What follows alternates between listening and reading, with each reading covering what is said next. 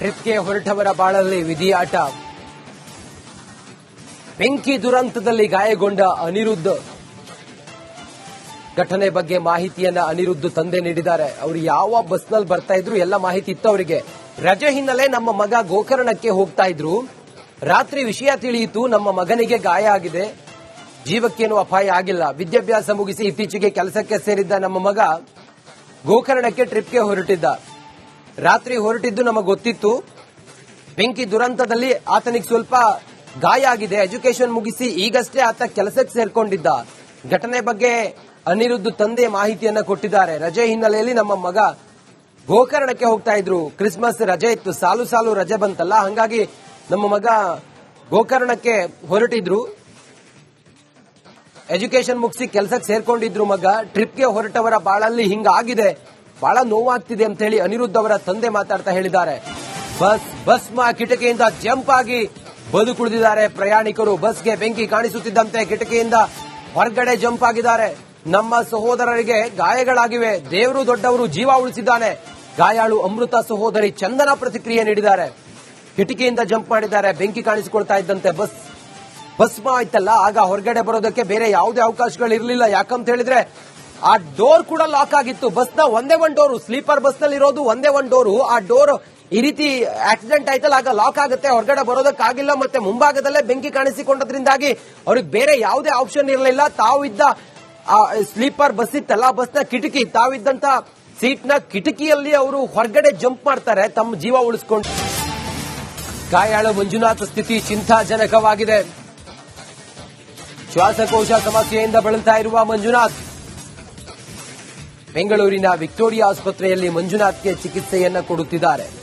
ಬೆಂಗಳೂರಿನಿಂದ ಗೋಕರ್ಣಕ್ಕೆ ಹೊರಟಿದ್ದ ಮಂಜುನಾಥ್ ಬಹುಶಃ ಆ ದುರಂತ ಆದಾಗ ಬಸ್ಸಿನ ಒಳಗಡೆ ಹೊಗೆ ತುಂಬಿಕೊಳ್ಳುತ್ತೆ, ಆಗ ಉಸಿರಾಡ್ಲಿಕ್ಕಾಗದೆ ಶ್ವಾಸಕೋಶದ ಸಮಸ್ಯೆ ಆಗಿ ಏನೋ ಈಗ ಆಸ್ಪತ್ರೆಗೆ ದಾಖಲಾಗಿದ್ದಾರೆ. ಅವರು ಚಿಕಿತ್ಸೆ ಪಡ್ಕೊಳ್ತಾ ಇದ್ದಾರೆ. ಆದ್ರೆ ಚಿಂತಾಜನಕವಾಗಿದೆ ಅವರ ಪರಿಸ್ಥಿತಿ. ಬೆಂಗಳೂರಿನ ವಿಕ್ಟೋರಿಯಾ ಆಸ್ಪತ್ರೆಯಲ್ಲಿ ಚಿಕಿತ್ಸೆಯನ್ನ ನೀಡುತ್ತಿದ್ದಾರೆ. ಬೆಂಗಳೂರಿನಿಂದ ಗೋಕರ್ಣಕ್ಕೆ ಮಂಜುನಾಥ್ ಹೊರಟಿದ್ರು. ಮಂಜುನಾಥ್ ಸೀಬರ್ಡ್ ಬಸ್ನಲ್ಲಿ ಪ್ರಯಾಣ ಮಾಡ್ತಾ ಇದ್ರು. ಸುಮಾರು 2 ಗಂಟೆ ಇಂಥ ದುರಂತ ಆಗಿದೆ ಅಂತೇಳಿ ಅವ್ರ ಮನೆಯವರಿಗೆಲ್ಲ ಮಾಹಿತಿ ಸಿಕ್ತು. ಶ್ವಾಸಕೋಶ ಸಮಸ್ಯೆಯಿಂದ ಈಗ ಮಂಜುನಾಥ್ ವಿಕ್ಟೋರಿಯಾ ಆಸ್ಪತ್ರೆಯಲ್ಲಿ ಈಗ ಚಿಕಿತ್ಸೆಯನ್ನ ಪಡೆದುಕೊಳ್ತಾ ಇದ್ದಾರೆ.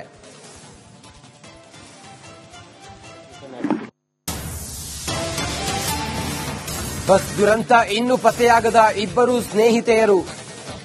ಹಾಸನ ಮೂಲದ ಇಬ್ಬರು ಯುವತಿಯರು ನಾಪತ್ತೆಯಾಗಿದ್ದಾರೆ. ಐಡೆಂಟಿಫೈ ಮಾಡೋದೇ ದೊಡ್ಡ ಚಾಲೆಂಜ್ ಈಗ ಪೊಲೀಸರಿಗೆ. ಚನ್ನರಾಯಪಟ್ಟಣದ ನವ್ಯ ಹಾಗೂ ಮಾನಸ ನಾಪತ್ತೆಯಾಗಿದ್ದಾರೆ. ಇಬ್ಬರು ಒಟ್ಟಿಗೆ ಇಂಜಿನಿಯರಿಂಗ್ ಮುಗಿಸಿದ್ದ ಗೆಳತಿಯರು. ಸಾಫ್ಟ್ವೇರ್ ಇಂಜಿನಿಯರ್ ಆಗಿದ್ದ ನವ್ಯ ಹಾಗೆ ಮಾನಸ. ನಿನ್ನೆ ಬೆಂಗಳೂರಿನಿಂದ ಬಸ್ ಹತ್ತಿ ಹೊರಟಿದ್ದ ಸ್ನೇಹಿತೆಯರು. ಬಸ್ ಅಪಘಾತದ ಬಳಿಕ ಗೆಳತಿಯರು ನಾಪತ್ತೆಯಾಗಿದ್ದಾರೆ. ಬಸ್ ದುರಂತ ಇನ್ನೂ ಕೂಡ ಯಾರ್ಯಾರು ಮೃತಪಟ್ಟಿದ್ದಾರೆ ಅನ್ನೋದ್ರ ಬಗ್ಗೆ ಅಧಿಕೃತವಾಗಿ ಮಾಹಿತಿ ಇನ್ನೂ ಸಿಕ್ಕಿಲ್ಲ. ಅವ್ರನ್ನ ಪತ್ತೆ ಹಚ್ಚೋದೇ ದೊಡ್ಡ ಸಾಹಸವಾಗಿದೆ. ಯಾಕಂತ ಹೇಳಿದ್ರೆ ಭೀಕರ ದುರಂತದಲ್ಲಿ ಸುಟ್ಟು ಕರಕಲಾದ ಟ್ರಿಪ್ಗೆ ಹೊರಟವರ ಬಾಳಲ್ಲಿ ವಿಧಿಯಾಟ. ಬೆಂಕಿ ದುರಂತದಲ್ಲಿ ಗಾಯಗೊಂಡ ಅನಿರುದ್ಧ್ ಘಟನೆ ಬಗ್ಗೆ ಮಾಹಿತಿಯನ್ನ ಅನಿರುದ್ಧ್ ತಂದೆ ನೀಡಿದ್ದಾರೆ. ಅವರು ಯಾವ ಬಸ್ನಲ್ಲಿ ಬರ್ತಾ ಇದ್ರು ಎಲ್ಲ ಮಾಹಿತಿ ಇತ್ತು ಅವರಿಗೆ. ರಜೆ ಹಿನ್ನೆಲೆ ನಮ್ಮ ಮಗ ಗೋಕರ್ಣಕ್ಕೆ ಹೋಗ್ತಾ ಇದ್ರು. ರಾತ್ರಿ ವಿಷಯ ತಿಳಿಯಿತು, ನಮ್ಮ ಮಗನಿಗೆ ಗಾಯ ಆಗಿದೆ, ಜೀವಕ್ಕೇನು ಅಪಾಯ ಆಗಿಲ್ಲ. ವಿದ್ಯಾಭ್ಯಾಸ ಮುಗಿಸಿ ಇತ್ತೀಚೆಗೆ ಕೆಲಸಕ್ಕೆ ಸೇರಿದ್ದ ನಮ್ಮ ಮಗ ಗೋಕರ್ಣಕ್ಕೆ ಟ್ರಿಪ್ಗೆ ಹೊರಟಿದ್ದ. ರಾತ್ರಿ ಹೊರಟಿದ್ದು ನಮಗೆ ಗೊತ್ತಿತ್ತು. ಬೆಂಕಿ ದುರಂತದಲ್ಲಿ ಆತನಿಗೆ ಸ್ವಲ್ಪ ಗಾಯ ಆಗಿದೆ. ಎಜುಕೇಶನ್ ಮುಗಿಸಿ ಈಗಷ್ಟೇ ಆತ ಕೆಲಸಕ್ಕೆ ಸೇರ್ಕೊಂಡಿದ್ದ. ಘಟನೆ ಬಗ್ಗೆ ಅನಿರುದ್ಧ್ ತಂದೆ ಮಾಹಿತಿಯನ್ನ ಕೊಟ್ಟಿದ್ದಾರೆ. ರಜೆ ಹಿನ್ನೆಲೆಯಲ್ಲಿ ನಮ್ಮ ಮಗ ಗೋಕರ್ಣಕ್ಕೆ ಹೋಗ್ತಾ ಇದ್ರು. ಕ್ರಿಸ್ಮಸ್ ರಜೆ ಇತ್ತು, ಸಾಲು ಸಾಲು ರಜೆ ಬಂತಲ್ಲ, ಹಂಗಾಗಿ ನಮ್ಮ ಮಗ ಗೋಕರ್ಣಕ್ಕೆ ಹೊರಟಿದ್ರು. ಎಜುಕೇಶನ್ ಮುಗಿಸಿ ಕೆಲಸಕ್ಕೆ ಸೇರ್ಕೊಂಡಿದ್ರು ಮಗ. ಟ್ರಿಪ್ಗೆ ಹೊರಟವರ ಬಾಳಲ್ಲಿ ಹಿಂಗಾಗಿದೆ, ಬಹಳ ನೋವಾಗ್ತಿದೆ ಅಂತ ಹೇಳಿ ಅನಿರುದ್ಧ್ ಅವರ ತಂದೆ ಮಾತಾಡ್ತಾ ಹೇಳಿದ್ದಾರೆ. ಬಸ್ ಕಿಟಕಿಯಿಂದ ಜಂಪ್ ಆಗಿ ಬದುಕುಳಿದಿದ್ದಾರೆ ಪ್ರಯಾಣಿಕರು. ಬಸ್ಗೆ ಬೆಂಕಿ ಕಾಣಿಸುತ್ತಿದ್ದಂತೆ ಕಿಟಕಿಯಿಂದ ಹೊರಗಡೆ ಜಂಪ್ ಆಗಿದ್ದಾರೆ.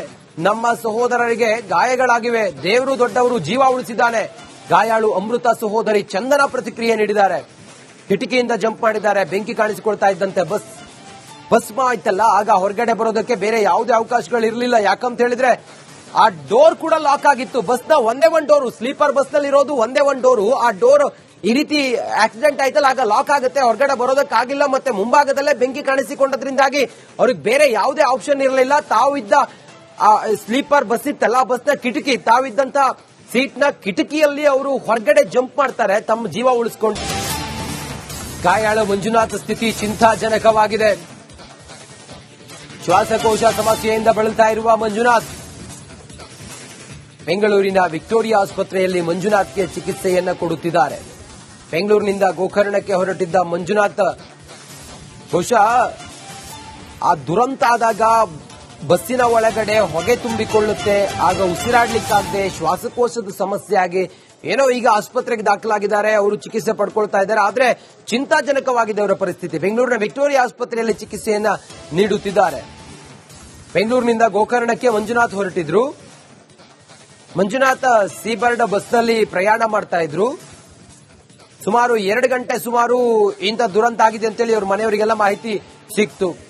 ಶ್ವಾಸಕೋಶ ಸಮಸ್ಯೆಯಿಂದ ಈಗ ಮಂಜುನಾಥ್ ವಿಕ್ಟೋರಿಯಾ ಆಸ್ಪತ್ರೆಯಲ್ಲಿ ಈಗ ಚಿಕಿತ್ಸೆಯನ್ನ ಪಡೆದುಕೊಳ್ತಾ ಇದ್ದಾರೆ.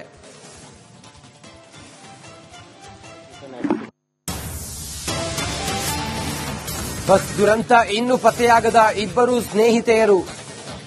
ಹಾಸನ ಮೂಲದ ಇಬ್ಬರು ಯುವತಿಯರು ನಾಪತ್ತೆಯಾಗಿದ್ದಾರೆ. ಐಡೆಂಟಿಫೈ ಮಾಡೋದೇ ದೊಡ್ಡ ಚಾಲೆಂಜ್ ಈಗ ಪೊಲೀಸರಿಗೆ. ಚನ್ನರಾಯಪಟ್ಟಣದ ನವ್ಯ ಹಾಗೂ ಮಾನಸ ನಾಪತ್ತೆಯಾಗಿದ್ದಾರೆ. ಇಬ್ಬರು ಒಟ್ಟಿಗೆ ಇಂಜಿನಿಯರಿಂಗ್ ಮುಗಿಸಿದ್ದ ಗೆಳತಿಯರು. ಸಾಫ್ಟ್ವೇರ್ ಇಂಜಿನಿಯರ್ ಆಗಿದ್ದ ನವ್ಯ ಹಾಗೆ ಮಾನಸ. ನಿನ್ನೆ ಬೆಂಗಳೂರಿನಿಂದ ಬಸ್ ಹತ್ತಿ ಹೊರಟಿದ್ದ ಸ್ನೇಹಿತೆಯರು. ಬಸ್ ಅಪಘಾತದ ಬಳಿಕ ಗೆಳತಿಯರು ನಾಪತ್ತೆಯಾಗಿದ್ದಾರೆ. ಬಸ್ ದುರಂತ ಇನ್ನೂ ಕೂಡ ಯಾರ್ಯಾರು ಮೃತಪಟ್ಟಿದ್ದಾರೆ ಅನ್ನೋದ್ರ ಬಗ್ಗೆ ಅಧಿಕೃತವಾಗಿ ಮಾಹಿತಿ ಇನ್ನೂ ಸಿಕ್ಕಿಲ್ಲ. ಅವ್ರನ್ನ ಪತ್ತೆ ಹಚ್ಚೋದೇ ದೊಡ್ಡ ಸಾಹಸವಾಗಿದೆ. ಯಾಕಂತ ಹೇಳಿದ್ರೆ ಭೀಕರ ದುರಂತದಲ್ಲಿ ಸುಟ್ಟು ಕರಕಲಾದಂತಹ ಟ್ರಿಪ್ಗೆ ಹೊರಟವರ ಬಾಳಲ್ಲಿ ವಿಧಿಯಾಟ. ಬೆಂಕಿ ದುರಂತದಲ್ಲಿ ಗಾಯಗೊಂಡ ಅನಿರುದ್ಧ್ ಘಟನೆ ಬಗ್ಗೆ ಮಾಹಿತಿಯನ್ನ ಅನಿರುದ್ಧ್ ತಂದೆ ನೀಡಿದ್ದಾರೆ. ಅವರು ಯಾವ ಬಸ್ನಲ್ಲಿ ಬರ್ತಾ ಇದ್ರು ಎಲ್ಲ ಮಾಹಿತಿ ಇತ್ತು ಅವರಿಗೆ. ರಜೆ ಹಿನ್ನೆಲೆ ನಮ್ಮ ಮಗ ಗೋಕರ್ಣಕ್ಕೆ ಹೋಗ್ತಾ ಇದ್ರು. ರಾತ್ರಿ ವಿಷಯ ತಿಳಿಯಿತು, ನಮ್ಮ ಮಗನಿಗೆ ಗಾಯ ಆಗಿದೆ, ಜೀವಕ್ಕೇನು ಅಪಾಯ ಆಗಿಲ್ಲ. ವಿದ್ಯಾಭ್ಯಾಸ ಮುಗಿಸಿ ಇತ್ತೀಚೆಗೆ ಕೆಲಸಕ್ಕೆ ಸೇರಿದ್ದ ನಮ್ಮ ಮಗ ಗೋಕರ್ಣಕ್ಕೆ ಟ್ರಿಪ್ಗೆ ಹೊರಟಿದ್ದ. ರಾತ್ರಿ ಹೊರಟಿದ್ದು ನಮಗೆ ಗೊತ್ತಿತ್ತು. ಬೆಂಕಿ ದುರಂತದಲ್ಲಿ ಆತನಿಗೆ ಸ್ವಲ್ಪ ಗಾಯ ಆಗಿದೆ. ಎಜುಕೇಶನ್ ಮುಗಿಸಿ ಈಗಷ್ಟೇ ಆತ ಕೆಲಸಕ್ಕೆ ಸೇರ್ಕೊಂಡಿದ್ದ. ಘಟನೆ ಬಗ್ಗೆ ಅನಿರುದ್ಧ್ ತಂದೆ ಮಾಹಿತಿಯನ್ನ ಕೊಟ್ಟಿದ್ದಾರೆ. ರಜೆ ಹಿನ್ನೆಲೆಯಲ್ಲಿ ನಮ್ಮ ಮಗ ಗೋಕರ್ಣಕ್ಕೆ ಹೋಗ್ತಾ ಇದ್ರು. ಕ್ರಿಸ್ಮಸ್ ರಜೆ ಇತ್ತು, ಸಾಲು ರಜೆ ಬಂತಲ್ಲ, ಹಂಗಾಗಿ ನಮ್ಮ ಮಗ ಗೋಕರ್ಣಕ್ಕೆ ಹೊರಟಿದ್ರು. ಎಜುಕೇಶನ್ ಮುಗಿಸಿ ಕೆಲಸಕ್ಕೆ ಸೇರ್ಕೊಂಡಿದ್ರು ಮಗ. ಟ್ರಿಪ್ಗೆ ಹೊರಟವರ ಬಾಳಲ್ಲಿ ಹಿಂಗಾಗಿದೆ, ಬಹಳ ನೋವಾಗ್ತಿದೆ ಅಂತ ಹೇಳಿ ಅನಿರುದ್ಧ್ ಅವರ ತಂದೆ ಮಾತಾಡ್ತಾ ಹೇಳಿದ್ದಾರೆ.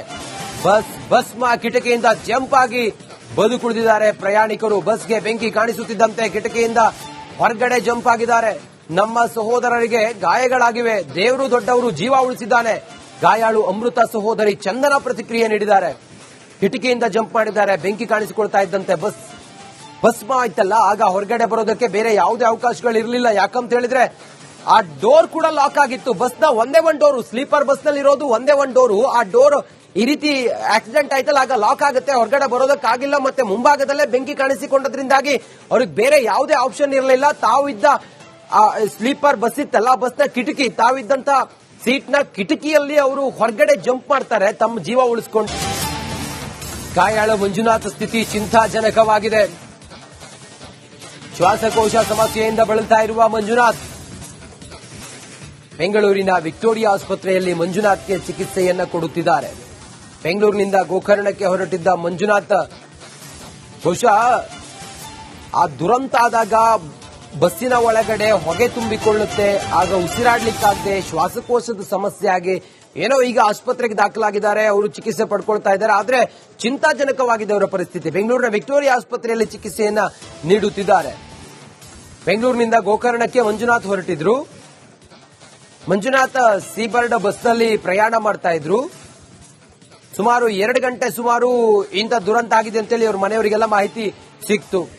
ಶ್ವಾಸಕೋಶ ಸಮಸ್ಯೆಯಿಂದ ಈಗ ಮಂಜುನಾಥ್ ವಿಕ್ಟೋರಿಯಾ ಆಸ್ಪತ್ರೆಯಲ್ಲಿ ಈಗ ಚಿಕಿತ್ಸೆಯನ್ನ ಪಡೆದುಕೊಳ್ತಾ ಇದ್ದಾರೆ.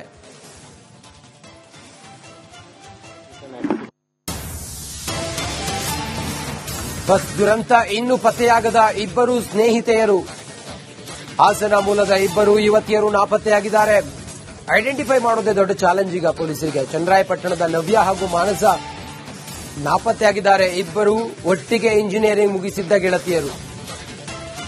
ಸಾಫ್ಟ್ವೇರ್ ಇಂಜಿನಿಯರ್ ಆಗಿದ್ದ ನವ್ಯ ಹಾಗೆ ಮಾನಸ. ನಿನ್ನೆ ಬೆಂಗಳೂರಿನಿಂದ ಬಸ್ ಹತ್ತಿ ಹೊರಟಿದ್ದ ಸ್ನೇಹಿತೆಯರು.